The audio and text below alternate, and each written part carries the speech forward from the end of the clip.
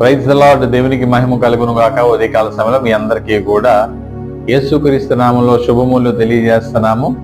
అటు రీతిగా Christ evangelical ministry ద్వారా మీ అందరికీ వందనాలు తెలియజేస్తున్నాను. మనమందరూ కూడా అడ్వెంట్ కాలంలోకి ప్రవేశించాము. ఈ అడ్వెంట్ కాలంలో దేవుడు మనకి ఇచ్చినటువంటి గొప్ప ఆశీర్వాదం ఏంటంటే 2024 సంవత్సరాల క్రితము ఒక గొప్ప శుభవార్త ఈ భూమి మీదకి వచ్చింది. ఆ శుభవార్త ఏంటంటే నిన్ను నన్ను రక్షించడానికి మరి మహిమోన్నతుడైనటువంటి యేసుక్రీస్తు ప్రభువారు మహిమను విడిచి భూలోకానికి వచ్చేటటువంటి గొప్ప సత్యం.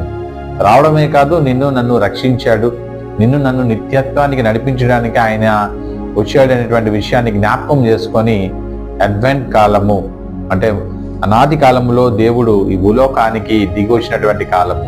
ఇదంతా కూడా క్రిస్మస్ సీజన్ కాబట్టి ఇది ప్రవచనాత్మకమైనటువంటి మాటలు గనుక మరి అపోస్తలుడైనటువంటి పౌలు గలతీయులకు రాసినటువంటి పత్రికలో మరి రాయబడిన మాటల్లో ఈరోజు మాటలుగా మనం ధ్యానించడానికి ప్రయత్నిద్దాం. గలతీయులకు రాసిన పత్రిక 4వ అధ్యాయంలో 4వ మాట, అయితే కాలము పరిపూర్ణమైనప్పుడు దేవుడు తన కుమారుని పంపెను.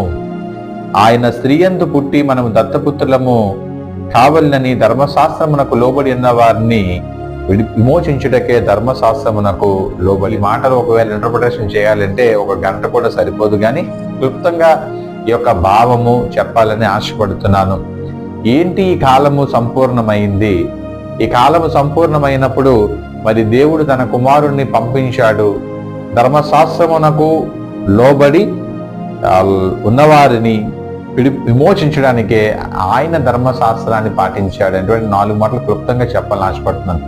ఎప్పుడు కాలం సంపూర్ణమైనంటే లోకము పాపము శాపముతో నింపబడినప్పుడు ఆనాడు నోవహు కాలములో, సొదొమ గొమొర్రా కాలములో, మరి తదుపరి కాలంలో వాళ్ళందరినీ దేవుడు ఏం చేశాడంటే శిక్షించాడు. కానీ మునుపటి పాఠంలో కూడా మనం చేయబడింది ఏంటంటే ఆయన కోపము నిమిత్త మాత్రమును ఆయన దయ ఆయుష్కాలం అంతా కూడా ఉంటుందనేటువంటి వాగ్దానాలు నెరవేర్చడానికి ఇప్పుడు కాలం సంపూర్ణమైపోయింది. There is no question. ఇంకెవరు విడిపించడానికి ఎవరు లేరు. మోషే ధర్మశాస్త్రం ఏం చెప్తుందంటే పాపము చేయి ప్రతివాడు మరణానికి ఖచ్చితంగా పాత్రుడు అనేటువంటి ధర్మశాస్త్రము, మోషే ధర్మశాస్త్రము తెలియజేయబడుతూ ఉంటే ఆ పాపమునకు శాపమునకు మనము దాసులుగా ఉన్నవారిని మనల్ని విమోచించడానికి ఆయన స్త్రీ యందు మానవ రూపిగా ఈ లోకానికి బాలయేసుగా పుట్టి 30 సంవత్సరాలు మరి ఆ యొక్క ఎలాగ ప్రిపేర్ అయ్యాడో తన మినిస్ట్రీలో 3.5 సంవత్సరాలు మినిస్ట్రీ చేసి గొప్ప కార్యాలు, అద్భుత కార్యాలు చేసి ఒక దినాన్న నీ కొరకు నా కొరకు ధర్మశాస్త్రమునకు దాసులే ఉన్న వారిని విమోచించుటకే ధర్మశాస్త్రము మోపుతున్నటువంటి లోక పాప భారమును ఆయన మోసి కలువరి సిలువలో ప్రాణాన్ని అర్పించినటువంటి గొప్ప మహనీయుడు. దేవునికి మహిమ కలుగును గాక. అందువలన ఈరోజు నీవు నేను ఆయన దత్తపుత్రులమే, ఆయన బిడలమే, ఆయన ఒక పరలోక వారసులమే. అందుచేతనే ఇటు యొక్క గొప్ప భాగ్యాన్ని ఇవ్వడానికి, ఇటు యొక్క గొప్ప ఆశీర్వాదాన్ని మనకు అనుగ్రహించడానికి కాలము సంపూర్ణమైనప్పుడు దేవుడు ఈ భూలోకానికి వచ్చాడు అనేటువంటి విషయాన్ని, అడ్వెంట్ అంటే ఆయన మొదటి రాక. ఆయన మొదటి రాకలో బాలుడైనటువంటి యేసునిగా వచ్చాడు. కానీ మేక్ ష్యూర్ వన్ థింగ్, ఇప్పుడు కూడా కాలము సంపూర్ణం అయిపోయింది. ప్రవచనాలన్నీ కూడా నెరవేర్చబడ్డాయి. ఈ రోజు ఆయన 2వ రాకడ రాబోతుంది. ఇప్పుడు ఆయన బాలుడైన యేసుగా రాకపోవట్లేదు. ఇప్పుడు ఆయన గర్జించు కొదమ సింహం వలె వస్తున్నాడు. కాబట్టి ఈ అడ్వెంట్కి నువ్వు ప్రిపేర్ అవ్వాలి. ఇంకా నువ్వు బాలుడైన యేసు మొదటి రాక అడ్వెంట్ లోనే నీవు ఉంటే చాలా ప్రమాదం. దేవుని ప్రేమించు, పూజించు, క్రిస్మస్ సెలబ్రేట్ చేయి.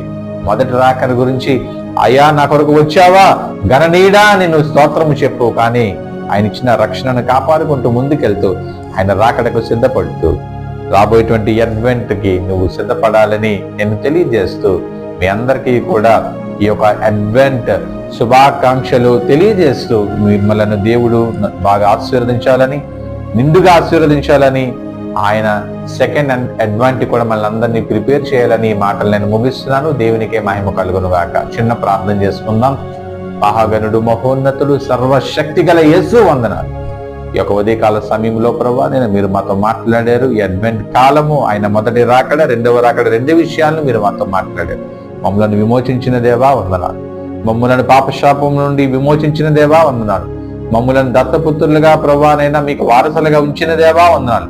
మహామహిమను విడిచి నా కొరకు మా కొరకు నరవతారుగా వచ్చి అయ్యా మమ్ములను ప్రభా నిరీక్షణకు ఆస్పాదం లేని మా జీవితాల్లో నిరీక్షణ కలిగించిన, రక్షణ కలిగించిన, నిరీక్షణ కలిగించిన గొప్ప దేవా ఉన్నాను. ఈ మాటలు విన్న ప్రతి జీవితాల్లో ఒకవేళ మిమ్మల్ని తెలుసుకోలేని బిడ్డలు ఎవరైనా ఉంటే వాళ్ళందరూ నిన్ను తెలుసుకొని రక్షణ పొందుటకు సహాయం చేయండి. ఈ మాటలు విన్న ప్రతి జీవితాల్లో ఉజ్జీవాన్ని కలుగు చేయండి. అంతేకాదు రాకడకు మమ్మల్ని అందరినీ సిద్ధపరచండి. ఈ పరిచయం దీవించి ఆశీర్వదించండి.